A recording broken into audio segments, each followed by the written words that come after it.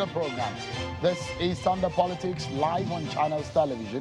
I'm Sean Kimbaloye in Abuja. We're keeping tabs on the report submitted to the Lagos State government by the NSAS panel of inquiry over allegations of police brutality and the incident which occurred on the 20th of October 2020 at the Lekki toll gate in Lagos. The Justice Darius Okwobo-led panel has submitted its report, and there are indications that the details are far-reaching. But the Lagos State government says a white paper on that report will be released in 2 weeks, and a countdown since began right here on Channels Television. Today, it's 9 days to go. Our eyes are on the matter.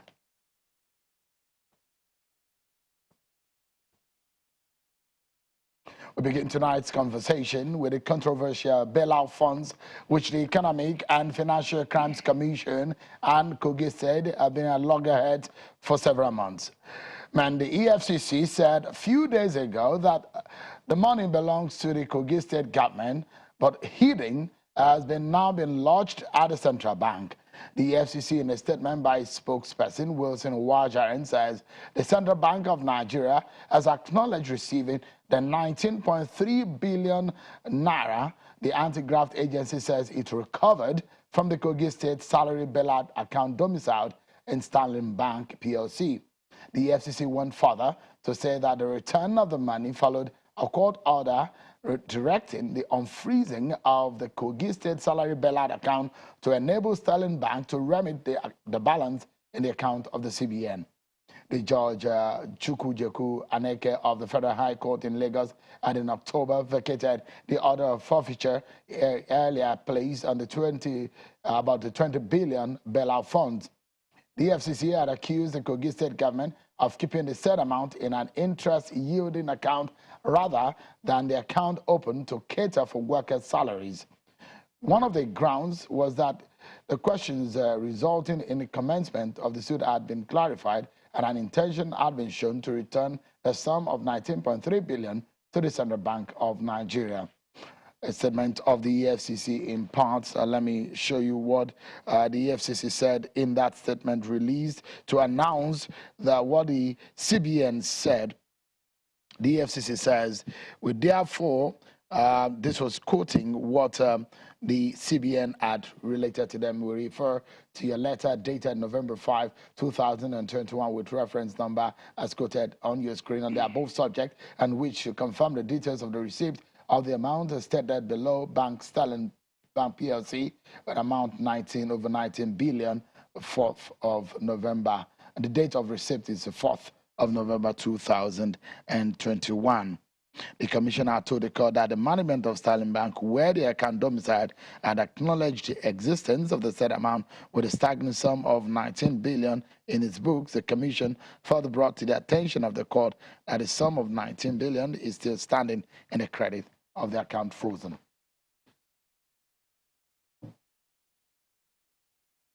Let's dig deep and deeper into the matter tonight between the EFCC and Kogi State government. So the EFCC said, you have a bailout fund that you're supposed to disburse to the people of Kogi State, but you are hiding it to yield interest.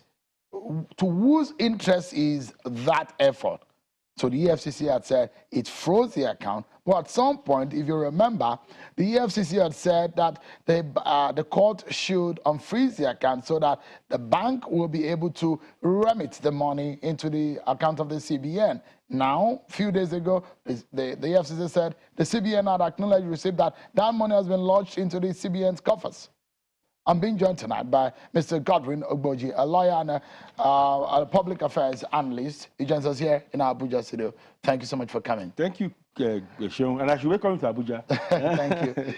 We'd like to tell our viewers that we reached out to the EFCC on this matter, but the EFCC says that the statement which he released on the matter will suffice, as it doesn't want to join issues with the Kogi State government further on the matter. But we go ahead anyways, and we want to hear on the side of the government and the explanation in relation to the said funds, whether or not what the money is. Well, let's ask the questions. Where the money coming from? Is the money for Kogi State government? Is the money released? Is it disbursed?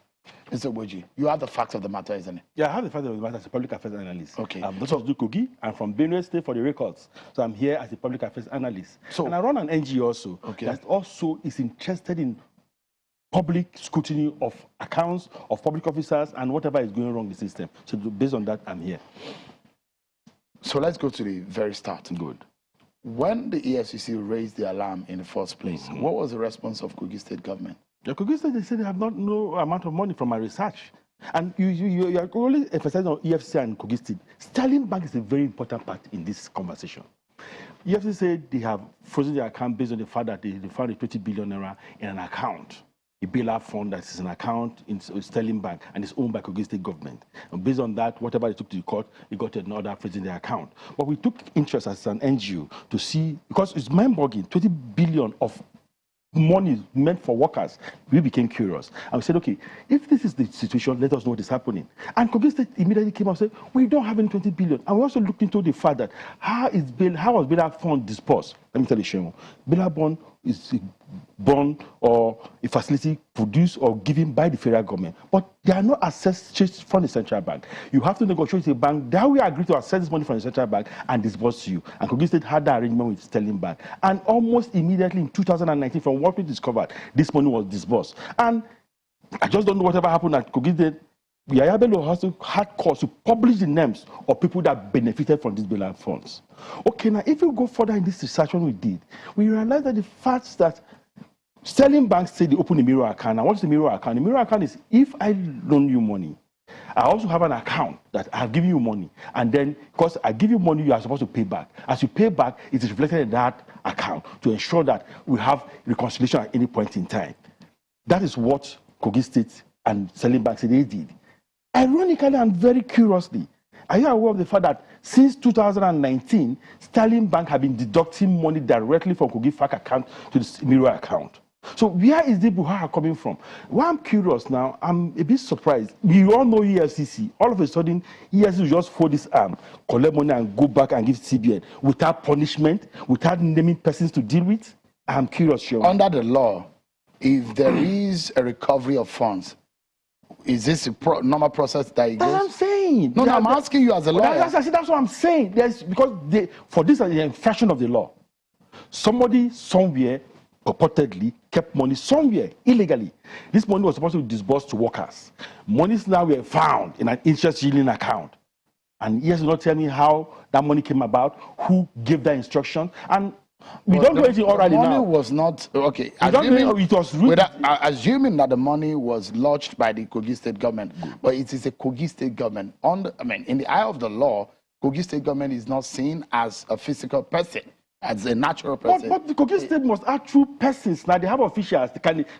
Every state have accounts. Even China has have accounts. China not the operator of the account. If anything goes wrong with an institution, just let's clarify it for the sake of our viewers. We're probably wondering what there are two ways that the law will see an institution and an individual.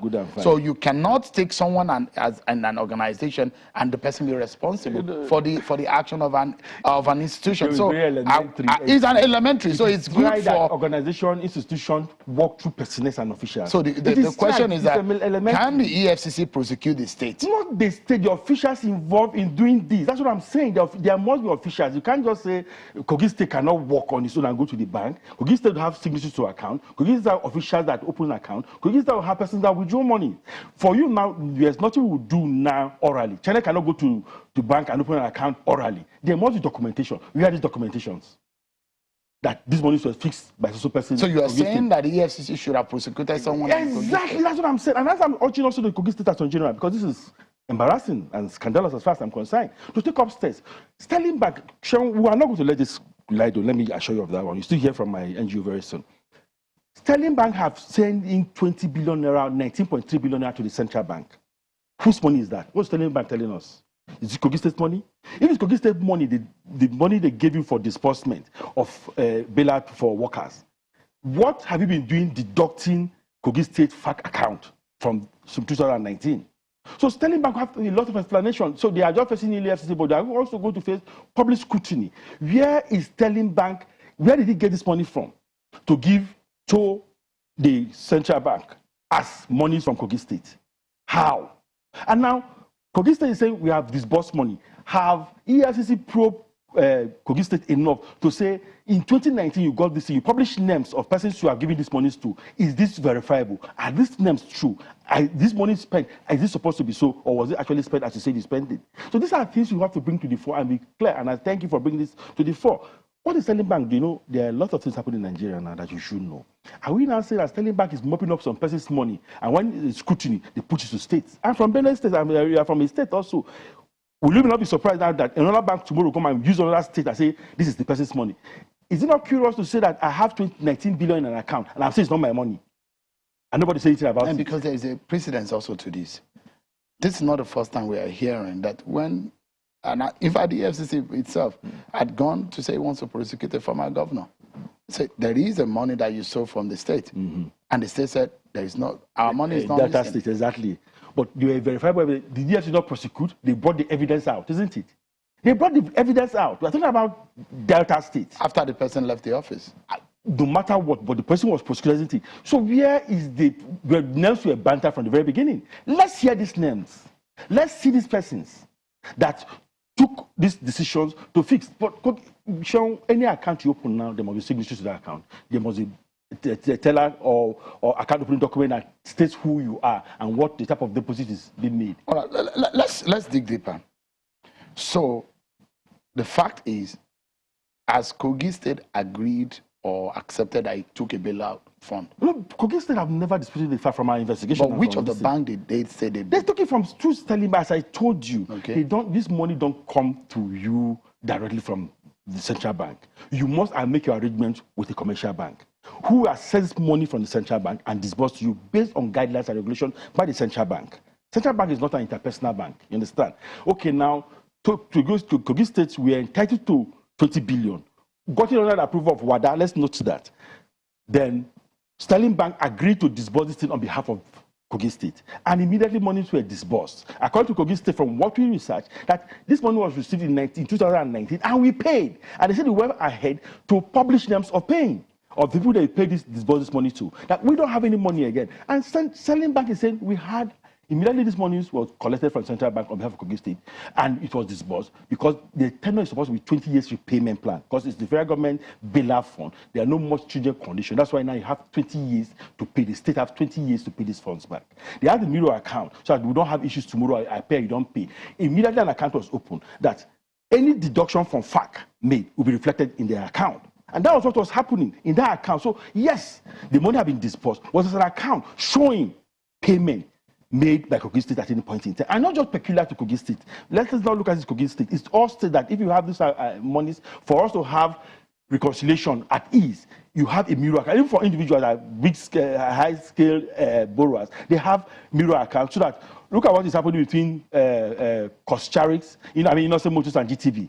What is the issue that they are being in court, the protected case now, because of reconciliations of account? Interest are not supposed to pay payment that are made that you say you are not paid. And that's why most banks have this mirror account for any high-stake money that is involved in any transaction. Was there any balance in that account when it was disbursed, or the entire money was disbursed? From what we saw, the entire money was disbursed because it was for salary payments. And apart from that, what we also discovered, that there is, I'm not from Kogi State, I don't know whether it is true. Yahya Bello administration published a list of beneficiaries of these funds. Are any workers still being that is what I'm. That is. Are they still being owed in Kogi State? Are you aware? Did your NGO find out? I didn't go to that details. What I was discovering is when they told us the 20 billion had been found, we wanted to know what is happening and then we know who to pursue. Now this is 2019. The money is not on ending. It will end one way or the other. How do the salary wage? You hear every state governor tell you about their salary wage that takes almost everything that they earn. So I don't know how but from Kogi State report, they have disbursed this money since 2019 and you don't have anything left again about that. Curious? So, but why is Sterling Bank not telling us what is happening? Is it Sterling Bank had related to the CBN? Giving back money now, yes. Had answered the FCC and said, look, this money that you're talking about, we have it. And we have taken it to the CBN. But I'm telling you, Sean, they have been deducting money from fact. That's why I now urge the Attorney General of Kogi State. Go to court. And if Sterling Bank said you don't have any money, go and tell Sterling Bank the money that has been deducting from Kogi State account since 2019 was illegally done. Report Sterling Bank to EFCC for fraud. It's as simple as that. And then you also go to court to recover whatever is there. And let us see how Sterling Bank will come and tell the world that we were deducting money when there was no loan. There are political insinuations or whatever into this matter. Did you see any? I didn't see any. I told you I'm not bothered about their politics. I'm bothered about prudence in Nigeria. I'm bothered about the well-being of Nigeria. What you are bothered about is 20 billion cannot be lying fallow. Do you know what 20 billion could do to the economy? No matter how bad Nigerian economy, no matter how the dollar, the naira have crashed Nigeria, whatever amount in any denomination, 20 million will change the face of any society. And a poor state like Kogi State, where a lot of persons are barely surviving, you come and tell me 20 billion is somewhere, and then there's no prosecution, and we'll sleep and let it lie. No, we must go deep and know what is happening. What is curious, according to the FCC, is that at first they said, the Kogi State government said it doesn't have any money. And they're still insisting on that. That we did not have any money of that nature in Sterling Bank. They are still insisting. That's why. But why is the EFCC just letting this lie low? Why are you just satisfied with returning money? You don't think EFCC have done its due diligence? Whatever they have done, let us hear names of people that they are going to prosecute. Even if they have immunity, but let us have it on ground that I'm prosecuting you after this. And these are the charges against you. So you are daring the EFCC? Thank you so much. You have used the word. And I'm also daring Sterling Bank. So tell us why they were deducting money from Kogi State account. So let us get this thing very clear, because we can't just sit down. I like the chairman of EFCC. He's young and he's vibrant and he's doing the needful as it is now. So let's not just stop halfway, because if we don't do this now, it could serve as a bad precedent to other persons, other states that want to delve into things that we don't know anything about. We must punish, because the bane of Nigeria in any program I attend is not corruption. It is impunity, that you do something and go scot-free with it. Someone will be encouraged to do the same thing. But if you are punished, and I see the public disgrace on you, I will not dare do it again, even if I have the temptation and desire to do it. So why would 20 billion that is supposed to be for Kogi State since 2019 not use? And here you just tell me that contented with returning it back to CBN without any consequences? Why would Sterling Bank sit down and tell us that 19 billion is in our custody and we are taking it back to Central Bank? Or what have you been doing deducting money from Kogi State government? No, we can't let this lie down. We must go to where this is what is happening, so that the beneficiaries of this money will not lose out. Go back to CBN now, for what purpose? So as a lawyer, to wrap this up now, you see any discrepancy in all of this? Yes, that's what I'm telling you. Discrepancy for EFCC that I know very well will not keep quiet, are refusing to investigate, or not investigate, refusing to prosecute, or name person that will prosecute. I'm also curious, and the discrepancy from Sterling Bank returning the money that you said is in your custody, and before then you are deducting money from Kogi State government. So where is that coming from? These are the discrepancies that we want answers to, and we must get these answers. Thank you so much indeed for joining us tonight, Mr. Ogboji, a lawyer, Gordon Ogboji, a lawyer and a public affairs analyst, giving us some of what he knows about the case between the Kogi State government and the EFCC. Hopefully we'll get more details right here, because we probably will not let these slide. We'll still dig deeper and get the other side to this matter. The insight I've given you, please follow it up. What is happening with Sterling Bank? What is happening with EFCC? They should must prosecute. Let us hear names. Thank you so much, Mr. Ogboji. Thank you so much. We take a break, everyone. And when we return, two former senators will be joining me. Senator Shehu Sani and Senator Ita Enang. Both of them will be discussing the state of the nation. There are some critical issues that we need to dissect tonight on the program. Stay with us, everyone. We'll be right back. Welcome back, everyone. The United States Secretary of State, Mr. Anthony Blinken, was on a tour of Africa and was in Nigeria, where he had a series of meetings with Nigeria's President Muhammadu Buhari, the Vice President, Professor Yemi Osinbajo, the Minister of Foreign Affairs, Mr. Onyema, and some other top officials of government. It was some interesting conversations that held between Nigerian leaders and the U.S. Secretary of State. My colleague, Markwe Ogun Yusuf, had a sit-down with Mr. Blinken, and I'd like you to listen to some part of that conversation in a taped interview with the U.S. Secretary of State. Well, I think we have to see once the report is actually published and we understand exactly what happened. Two things need to follow from that. And this is true across the board, whether it's in the United States or anywhere else. What are the necessary reforms to make sure that that can't happen again? how do you build trust between citizens and the security forces, and more broadly, the state? And also accountability to make sure that any individuals who are responsible for committing abuses are actually brought to justice, which is another way of building trust between the citizens and the security forces. That trust is so vital because, of course, Nigeria faces very difficult security challenges in virtually every part of the country. And it's necessary to deal with them in a way that has trust between the citizens and the state, which has the responsibility of making sure that its citizens are secure, while at the same time upholding their rights. There are always fears, though, especially when it comes to reports like this. The U.S.-Nigeria relations were somewhat, well, I think they warmed up somewhat a little with the sale of the Tucano aircraft. However, before then, there has been some strain in terms of how the fight against Boko Haram was going, and U.S. support in that regard. And now there are fears again that perhaps as a result of this, perhaps the Leahy laws could come up once again in terms of sale of equipment to to Nigeria in terms of assistance. What are your thoughts on that?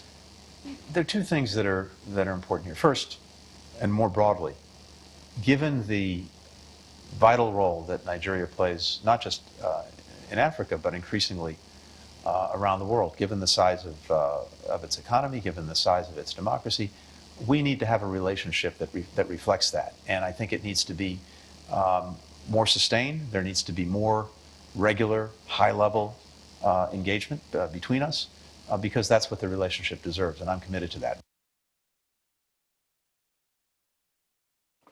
That's the sit-down with the Secretary of State, Anthony Blinken, with my colleague, Mark Ogun-Yusuf.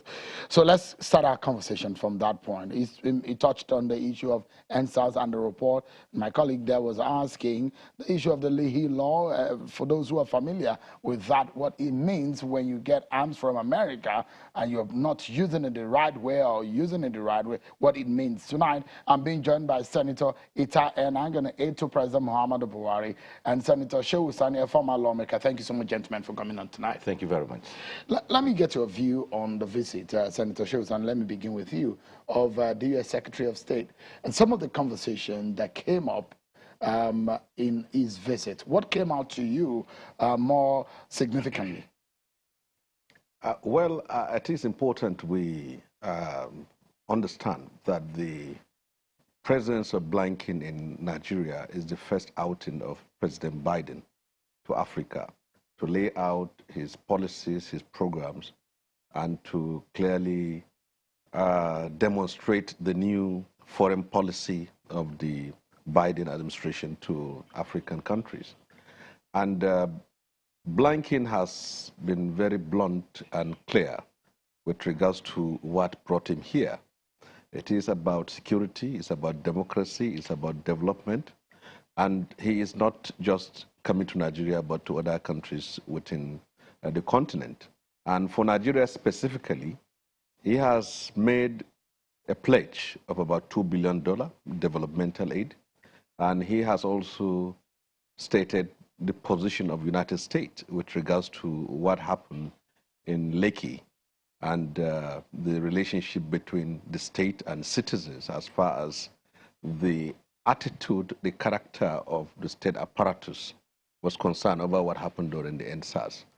And he has also made it very clear that U.S. as a country has human rights, fundamental human rights, as a component of its own foreign policy. And with Leahy's law, the message is very clear that once a government or a state can use the apparatus of the states, the army, the police, to suppress its citizens, to persecute its citizens, U.S. has a moral obligation to intervene and to take on measures that will clearly checkmate such kind of occurrences. In the history of our country, we have had incidences like this, the Odi massacre, the Zakibia massacre, the Zaria massacre. But what made this very distinct was the fact that ordinary citizens of this country came out in peaceful protest, raising the national flag. And then there was the application of force to suppress that protest. Now, there were a lot of controversies whether actually there was massacre or not. But the report that came out from that panel clearly... a leaked one. Yes, it clearly stated that massacre took place. And then it is the obligation of the federal government to take an action on those who are specifically responsible for that. So it has mandated the state to set up panels. So whatever the report that comes from that panel, now it is the obligation of the federal government to ensure that whoever, whether a police officer, a military officer, whoever from the side of the state is responsible for these acts of brigandage, cruelty, and infamy must be brought before the law. So that is the spirit of his message from my own understanding. Does this pose a threat to the U.S.-Nigeria relations on the issue of human rights, as stated? Or I mean, it was reported in the paper that America threatens to withdraw support in terms of arms procurement to Nigeria. From what Mr. Blinken said, is Nigeria threatened in that regard? I think I am not aware of that threat because thus far, the application of the arms and the Tucano aircraft and a few of the other arsenals has not thus far infringed on human rights. All arms procured from the United States. It has not thus far, to my knowledge, infringed on human rights.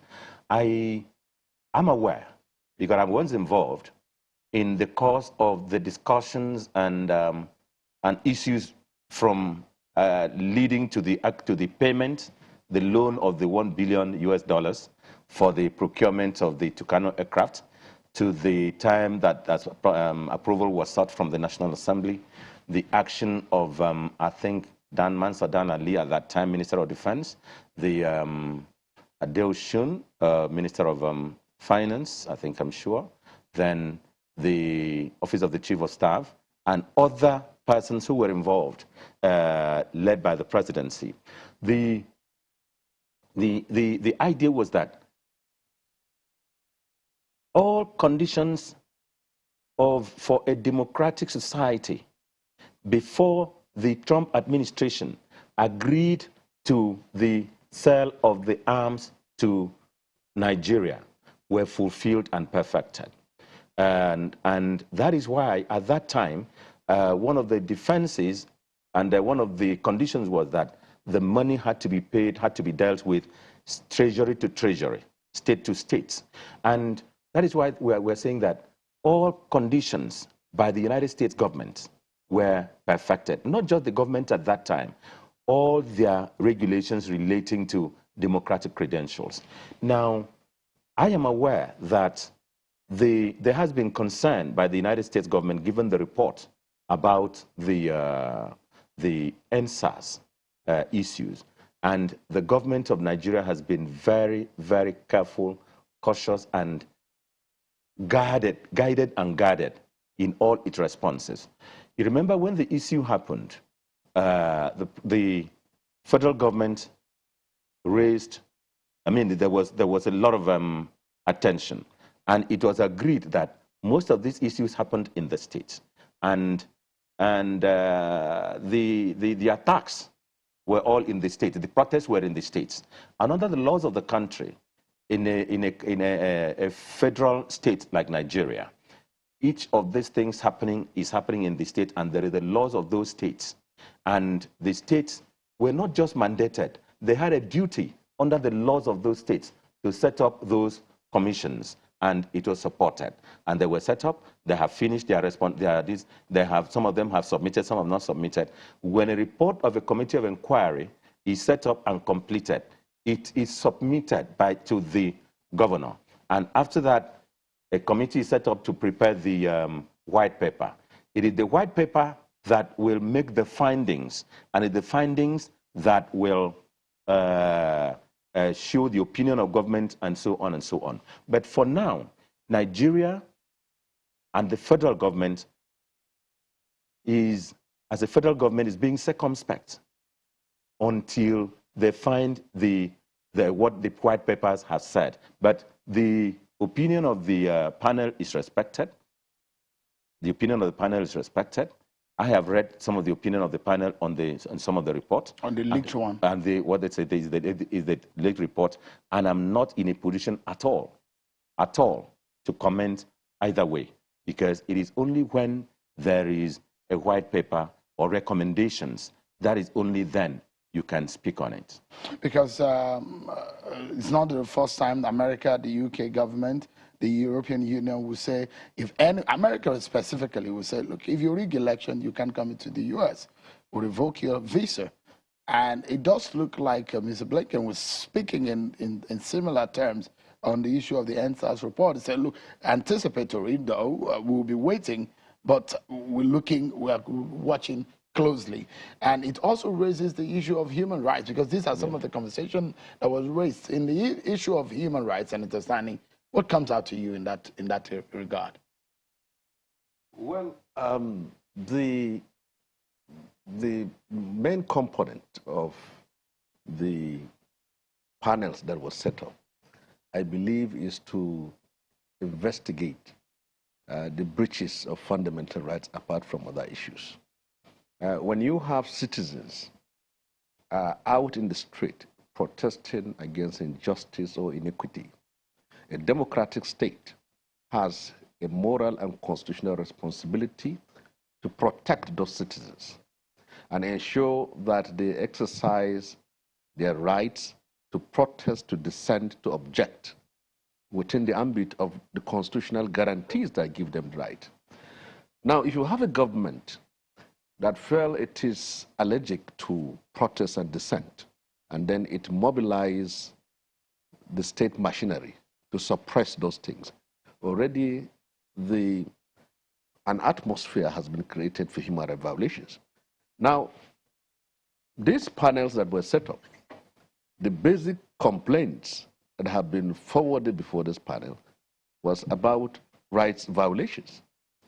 And if that is clearly established, then the duty of those in the position of authority or power is to ensure that those who were found wanting or culprits should be brought to book.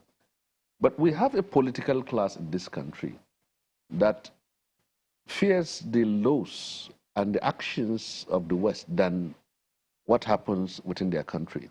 And that is why you will have politicians and political class from the ruling establishment, once they get a clear warning from the West, whether European Union or United States, that if you do this, we're going to clamp down on you. Now, the fear of their own properties, their own savings, their own relationship and assets outside the country that is being stocked, and their own investment, now makes them to now withdraw from whatever they want to do. And now the Western world have discovered that, and to the advantage of Nigeria's ordinary people, that if you are involved in this is what we are going to do to you. And then you see, for example, what happened in Anambra elections. There were threats coming in from all sides. Some are opposed to the elections, some are threatening, and it happens also in 2019. But when they say we are going to impose visa ban goes to the man, the wife, his children, and his extended family relations, perhaps. And now he knows that there is consequences that goes to him directly. So if you look at the mentality or the thinking or psychology of Nigerian political class, they fear that more than the laws of the land, because they believe that as long as you belong to the cycle of power, you can do anything and get away with it. We have had cases of people engaging in all sorts of violence during elections. As long as they are on the side of power, they get scot-free. But yes. Senator, I mean, without preempting what is in that, I mean, usually leaked reports are almost the same, almost the same thing, or very similar to original report. If the leaked report were to be the real report, that comes out after this white paper is released, what's your biggest fear? Well, there is no fear. If the report came out and people who are involved in human rights violations have been clearly identified, they should be arrested and prosecuted. That is it. No matter who they are. Whoever they are, whatever the commands, order, and structure that was given, they must be brought to book. Simple and easy. Senator, you agree with that? His Excellency, Mr. President, when he had to address this question, said, look, this matter is awaiting the white paper and the recommendations of the panels from each of the states, and particularly Lagos. And it will be improper for me to agree one way or the other as to what will be done. I will want to say that it will be, let us await the report. And of course, at the beginning of this program, you gave a countdown as to the number of days remaining. It's 9 days. 9 days remaining. And so I would pray that we all await the 9 days remaining for the report to be, for the white paper to come out. Because the question you're asking and you want an opinion, the opinion, one way or the other, may be contained in that white paper.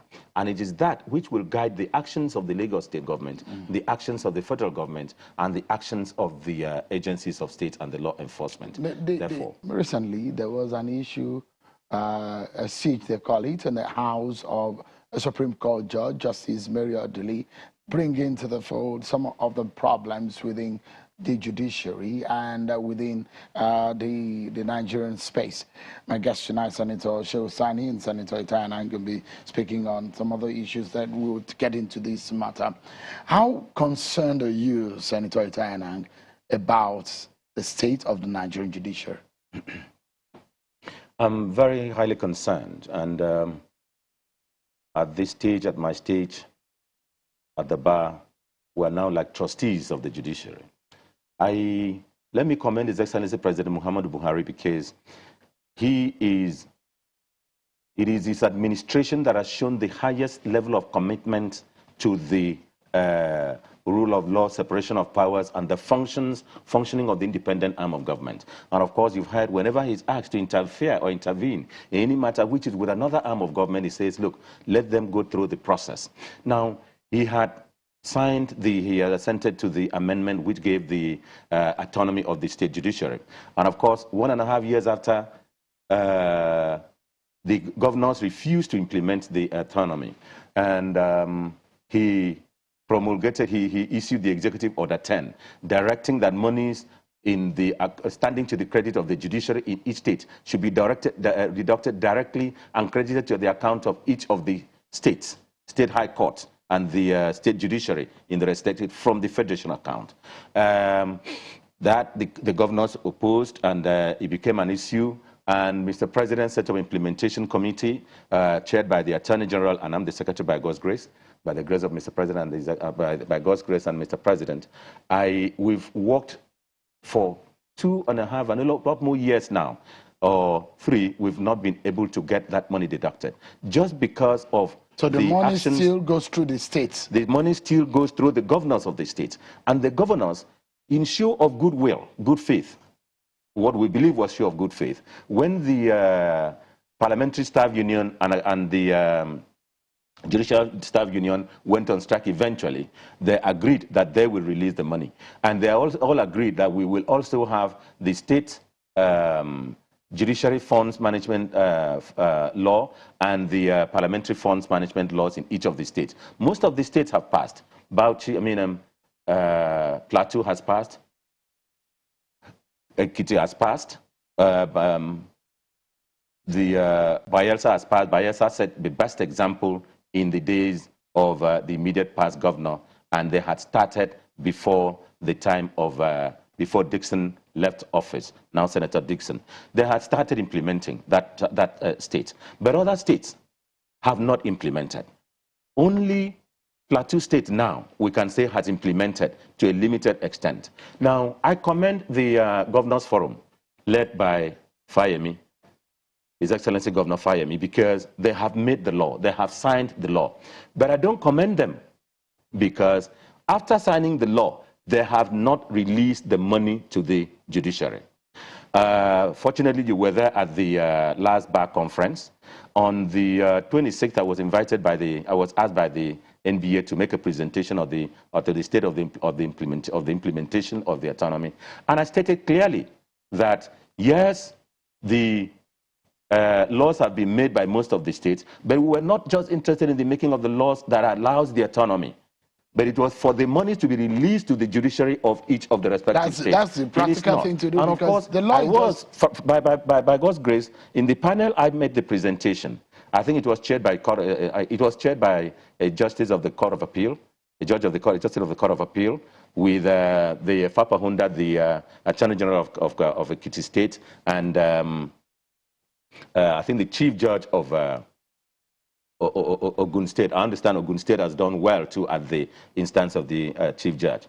Now, I confronted the Attorney General, Fapahunda is my friend. We work together on a lot of human rights issues. That look, you are here. Your governor is the chairman of the Governors Forum. Your state has passed the law. This is the microphone. This is you. Have you released the money to the judge? And he couldn't. Now, the whole matter is, most of them say they have released, but we've confirmed they haven't. But I want to take one case, the case of... just a moment. Let me allow Senator Sonny to also weigh in on this matter. Are you worried? The same way I asked Senator Itayananga, is there any progress in terms of the autonomy or in the freedom of the expression of judicial powers in Nigeria?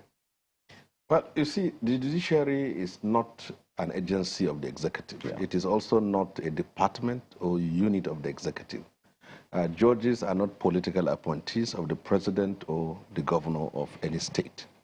And the position and the law that guides the judiciary is clearly stated in our constitution.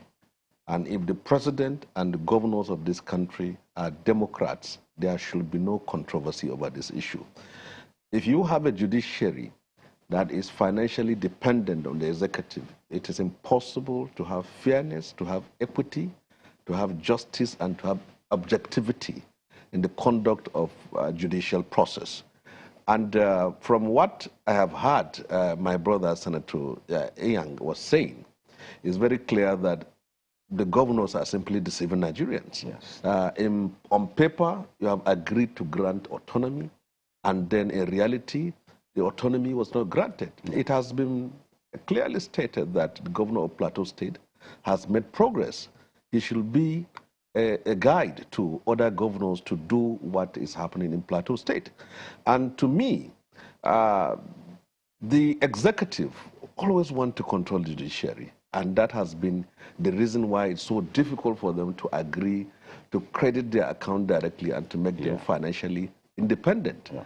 And if you look at it, all these things here, the House of Justice orderly was raided, and then the whole thing turned into a Nollywood movie that the people who did it are fake this, fake that. And how can a country of over 211 million people with leaders that are elected into office, and then the house of a Supreme Court judge will be invaded and violated, and it end up with a fake story?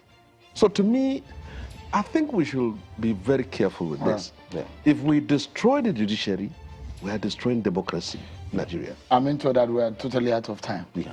Please, I just want to draw attention to one matter. One, the judiciary is completely free at the federal level.